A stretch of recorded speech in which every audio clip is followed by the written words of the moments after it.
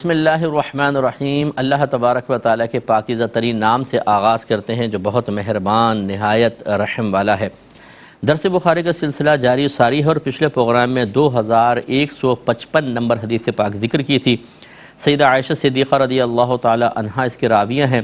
وہ بیان کرتی ہیں کہ میرے پاس رسول اللہ صلی اللہ علیہ وسلم تشریف لائے تو میں نے آپ سے پوچھا، یہ آپ سے ذکر کیا کہ یہودی حضرت بریرہ کی ولا کا سوال کرتے ہیں، تب رسول اللہ صلی اللہ علیہ وسلم نے ارشاد فرمایا کہ آپ بریرہ کو خریدیں اور اس کو آزاد کر دیں، کیونکہ ولا اس کی ہوتی ہے جو آزاد کرتا ہے۔ اس کی وضاحت میں نے پچھلے پروگرام میں کی ہے، اس پروگرام کا نمبر دیکھیں، یوٹیوب پر پچھلا پروگرام آپ کو نظر آئے گا، اس کو سن لیجئے گا، اس کی مکمل میں وضاحت کر چکا ہوں۔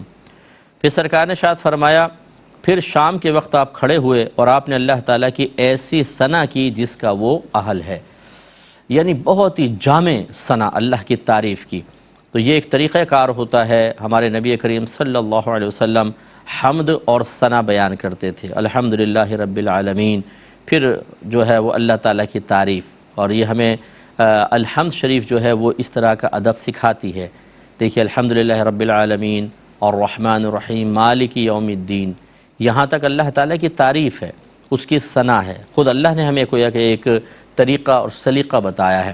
اس لیے جب بھی دعا کریں تو ہمارے نبی کریم صلی اللہ علیہ وسلم کے طریقے کے مطابق اللہ کا شکر ادا کریں، اللہ کی تعریف کریں، پھر اپنے مقاصد کی طرف آ جائیں۔ ایسے اگر آپ بیان کر رہے ہیں تو بیان میں عمومی طور پہ ہم عربی خطبہ پڑھتے ہیں، الحمدللہ رب العالمین والصلاة والسلام علی سید الانبیاء والمرسلین، اما بعد فاعوذ باللہ من الشیطان الرجیم، بسم اللہ الرحمن الرحیم۔ یہ ہمارے نبی کریم صلی اللہ علیہ وسلم کا طریقہ ہے۔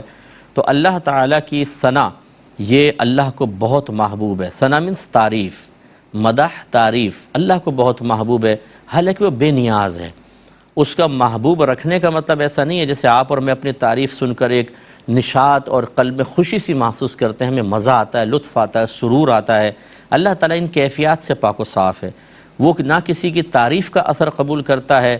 اگر کوئی ماد اللہ ثم ماد اللہ کو گالیاں بک رہا ہو، برا بھلا کہہ رہا ہو، جیسے لوگ بعض ہوتے ہیں بدبخت قسم کے، اس کا بھی اللہ تعالیٰ پر کوئی اثر نہیں ہوتا۔ اللہ تعالیٰ اثرات قبول کرنے سے بالکل پاک و صاف ہے۔ اب یہ جو ہم کہتے ہیں کہ اللہ کو ثنا اور مدح محبوب ہے، اس کا مطلب کیا ہے کہ اس نے ازلی ارادہ کیا ہے کہ جو اللہ کی ثنا کرے گا، اللہ کی حمد بیان کرے گا، اللہ اس کو انعام عطا فرمائے گا۔ یہ جو ارادہ انعام ہے، اسی کو ہم پسندیدگی اور محبوبیت سے تعبیر کر رہے ہیں۔ یہ تھوڑے اللہ کی معرفت ہمیں تھوڑی بہت اس طرح حاصل کرنی چاہیے تاکہ درست مفہوم حاصل ہو۔ ایک بہن نے ابھی آج مجھے ایک میں نے میسیج دیکھا، انہوں نے کہا کہ میں اللہ کے بارگاہ میں بہت رو کے میں نے دعا کی، بہت روئی، اس کے باوجود دعا اللہ نے قبول نہیں کی۔ اب مجھے سمجھ میں نہیں آ رہا کیوں نہیں کی۔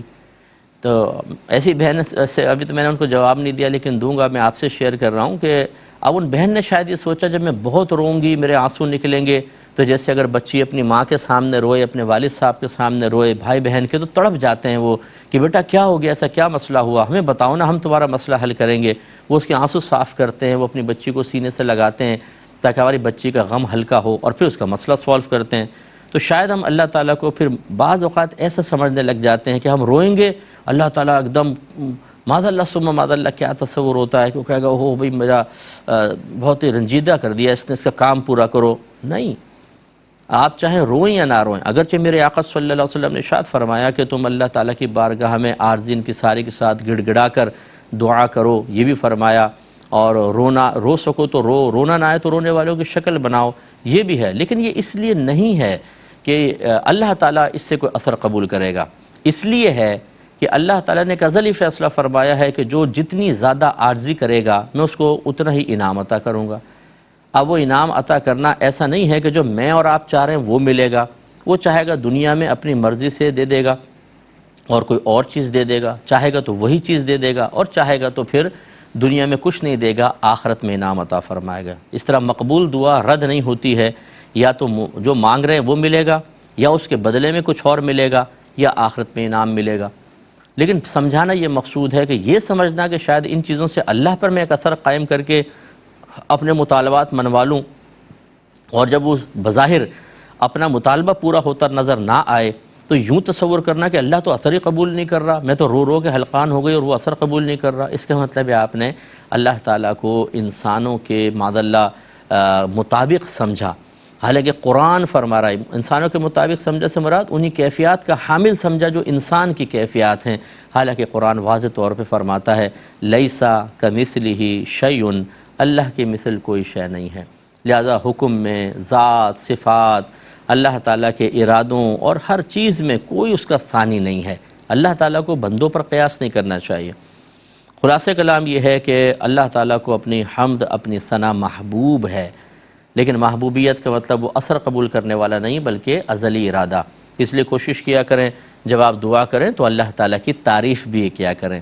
جو ذہن میں آئے اللہ تعالیٰ تو ہمارا خالق ہے، تو مالک ہے، تو رازق ہے، تیرے ہی دست قدرت میں سارے خزانے ہیں، تو جسے چاہے مار سکتا ہے، جسے چاہے زندہ کرے، جس کو چاہے صحت دے، جس کو چاہے بیماری عطا فرمائے، جس کو چاہے بلند کر دے، عزت دے، جس کو چاہے ذلیل کر دے۔ تمام خزانے تیرے دست قدرت میں ہیں، سب تیرے زیر اثر ہیں، تو کسی کے زیر اثر نہیں۔ یہ چیزیں قرآن میں لکھی ہیں، حدیث میں ہیں، لیکن آپ جب ان کو اپنے زبان پر لاتے ہیں تو اللہ تبارک و تعالیٰ کا انعام آپ کی طرف متوجہ ہوگا۔ تو کہتی ہیں کہ آپ نے اللہ تعالیٰ کی ایسی ثنا کی جس کا وہ اہل ہے۔ اس کا مطلب ہے کہ ثنا بھی دو طرح کی ہو سکتی ہے۔ ہم بعض اوقات کسی کی تعریف کر رہے ہوتے ہیں، اس کو تعریف نہیں ہو رہی ہوتی اور ڈیمیج کر رہے ہوتے ہیں اس کو۔ جیسے بعض لوگ اپنے بچوں کی تعریف کر رہے ہوتے ہیں، بے وقوف قسم کے لوگ ہوتے ہیں، بھائی یہ ہمارا بچہ جو ہے نا بہت شارپ ہے، جھوٹ بولو جھوٹ سیکھ لیتا ہے، گالی دو فوراً اس کی زبان پہ گالی ہوتی ہے، آپ کو فراڈ کرو فوراً فراڈ سیکھ لیتا ہے۔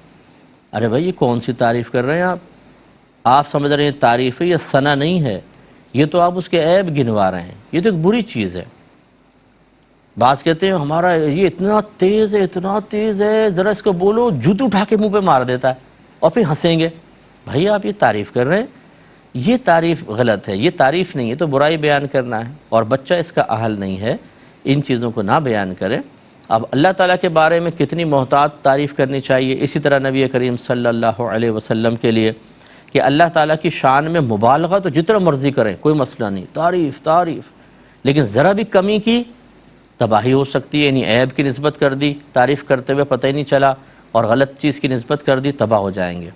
نبی کریم صلی اللہ علیہ وسلم کی تعریف میں مبالغہ نہیں کر سکتے، یعنی اتنا مبالغہ کہ اللہ کے ساتھ ہی ملا دیں، اور اس میں نقص بھی پیدا نہیں کر سکتے، ایسا نہ ہو کہ آپ گستاخی کر بیٹھیں۔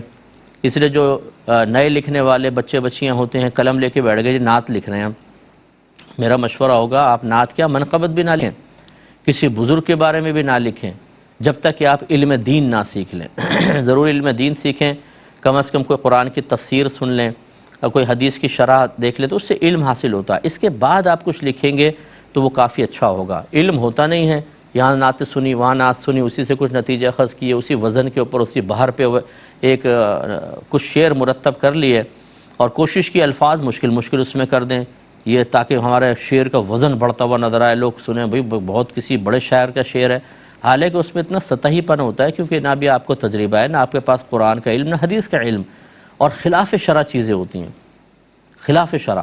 یہ تو میں نے بہت چیک کیے ہیں اس طرح کے مسودے، تو یہ غلط ہوتا ہے، ایسا نہ کیا کریں۔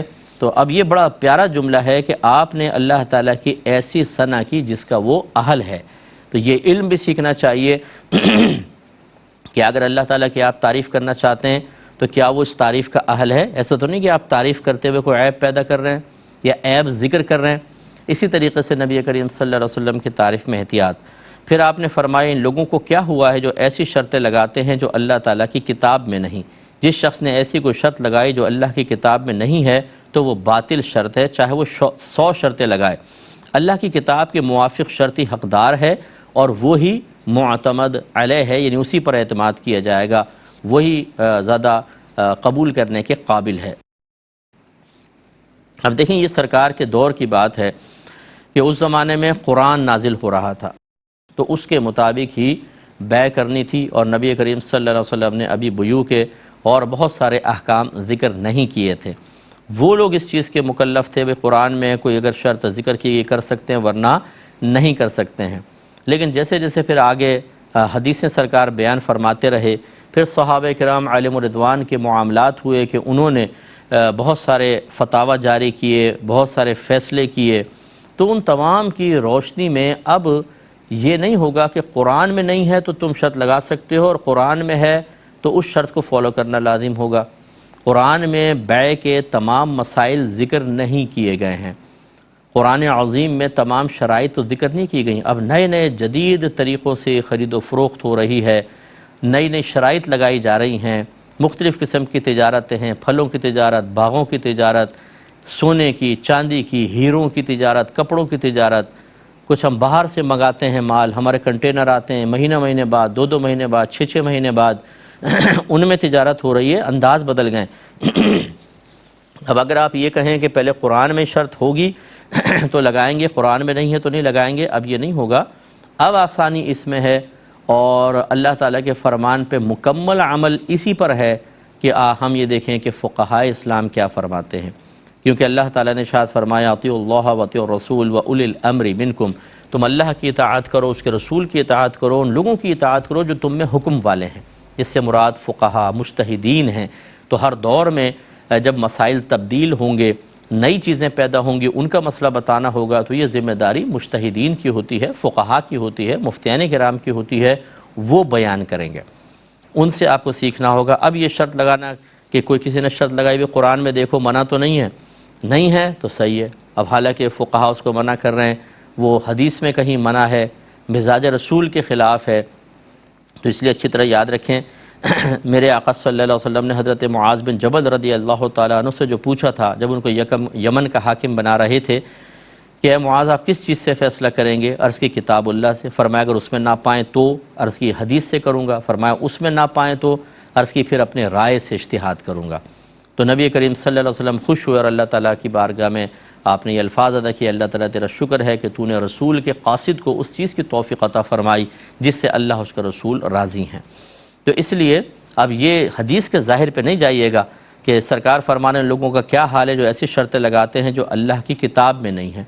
اس کا مطلب ہے ہر وہ کنڈیشن جو قرآن میں نہیں ہے وہ غلط ہونی چاہیے، اور یہ تو مسئلہ نہیں ہے۔ مراد یہ ہے کہ جو قرآن کے سری خلاف ہوگی اسے تو ہم رد کریں گے۔ اسی طرح اگر وہ قرآن میں اس شرط کا ذکر ہی نہیں ہے لیکن حدیث میں منع ہے تو اس سے روکا جائے گا۔ اسی طرح فقہا قرآن و حدیث سے علمی نکات نکال کر نتائج مرتب کرتے ہیں۔ اگر فقہا کسی شرط کو غلط کہہ رہے ہوں گے ہمیں اس کو بھی فالو کرنا ہوگا۔ اس لیے حدیث کو میں اسی لیے منع کرتا ہوں کہ ڈائریکٹ آپ کوئی حدیث نہ پڑھیں، بغیر شرح کے اگر آپ حدیث پڑھیں گے تو آپ تو یہی نتیجہ اخذ کریں گے کہ اللہ کے نبی نے فرمایا کہ قرآن میں ہو تو کریں گے ورنہ نہیں۔ تو بھائی حدیث کہاں ہے؟ نبی کریم جو نہیں فرما رہے کہ قرآن میں بس دیکھ لینا، میں نے اگر کسی کو منع کیا ہو میری حدیث میں ہو تو اس کی پرواہ نہ کرنا، یہ تو مقصود نہیں ہو سکتا۔ اس کا مطلب ہے کہ یہ وہ یہود کو سرکار جواب دے رہے ہیں۔ یہود جو ہیں وہ جانتے تھے ان کے بڑے علماء کہ یہ اللہ کے آخری نبی ہیں اور یہ کتاب قرآن پاک آخری کتاب ہے۔ وہ تو بغض، حسد، عناد انہوں نے اسلام لانے سے روکا۔ ان کو یہ دلیل پیش کی گئی کہ بھئی قرآن کے اندر جب موجود ہے اللہ کی کتاب تم جانتے ہو، اسی شرط کو پھر قبول کرو، کیونکہ تمہاری توریت وغیرہ کے اندر اس طرح کے احکام بیان ہوئے ہیں اور قرآن اس کی تائید کر رہا ہے، تم کیسے انکار کر سکتے ہو؟ کیوں غلط شرط لگا رہے ہو حالانکہ تمہاری اپنی کتاب میں موجود ہے؟ تو یہ ایک خاص تناظر میں، خاص موقع پر، خاص وقت کے لیے میرے آقا صلی اللہ علیہ وسلم نے بیان فرمایا، اس سے دائمی قیامت تک کا مسئلہ اخذ ہرگز نہ کیا جائے۔ اگلی حدیث کی طرف آتے ہیں، 2156 نمبر حدیث پاک ہے۔ حضرت عبداللہ بن عمر رضی اللہ تعالی عنہ حدیث بیان کرتے ہیں کہ سیدہ عائشہ صدیقہ رضی اللہ تعالی عنہا اپنی باندی حضرت بریرہ رضی اللہ تعالی عنہا کی قیمت لگا رہی تھیں تاکہ ان کو خرید کر آزاد کر دیں۔ اسی اثناء میں نبی کریم صلی اللہ علیہ وسلم نماز کے لیے مسجد میں تشریف لے گئے۔ پھر جب آپ تشریف لائے تو سیدہ عائشہ صدیقہ رضی اللہ تعالی عنہا نے عرض کی کہ بریرہ کے مالکوں نے اپنے لیے ولا کی شرط کے بغیر ان کو فروخت کرنے سے انکار کر دیا ہے۔ تب نبی کریم صلی اللہ علیہ وسلم نے فرمایا کہ ولا اسی کی ہوتی ہے جو آزاد کرتا ہے۔ میں نے ولا کا آپ کو مفہوم پچھلے پروگرام میں عرض کر دیا تھا کہ اگر کوئی کسی غلام کو آزاد کرے، اس کے پاس مال ہو، غلام کا انتقال ہو جائے اور اس کے کوئی وارث نہ ہو تو اب اس کا مال آقا کو ملتا ہے، اس کو ولا کہتے ہیں۔ اس مال کو سمجھ لیں، ولا کہیں گے، مال وراثت نہیں کہتے۔ تو سرکار نے ارشاد فرمایا کہ ولا اسی کی ہوتی ہے جو آزاد کرتا ہے۔ راوی کہتا ہے کہ میں نے حضرت نافع سے پوچھا کہ حضرت بریرہ رضی اللہ تعالی عنہا کے شوہر آزاد تھے یا غلام، تو انہوں نے کہا مجھے معلوم نہیں۔ تو یہ ایک اضافی ٹکڑا ہے، اصل وہ حدیث پاک ہے جو ہم نے آپ کی خدمت میں ذکر کی ہے اور اس کی شرح پہلے ہو چکی ہے۔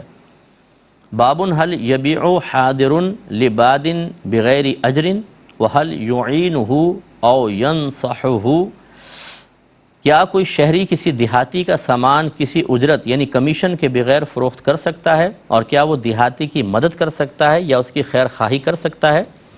تو یہ ہم پہلے بھی آپ کو بتا چکے ہیں، اس مضمون کی کئی حدیثیں گزر چکی ہیں کہ سرکار نے شہری کے لیے دیہاتی سے خرید و فروخت کو منع کیا جب تک کہ وہ شہر میں نہ آ جائے، کہ اس کو نقصان ہو سکتا ہے، اسے چالاکی سے پہلے لے لیں، اس کو شہر میں آ کے زیادہ نفع ہو سکتا ہے۔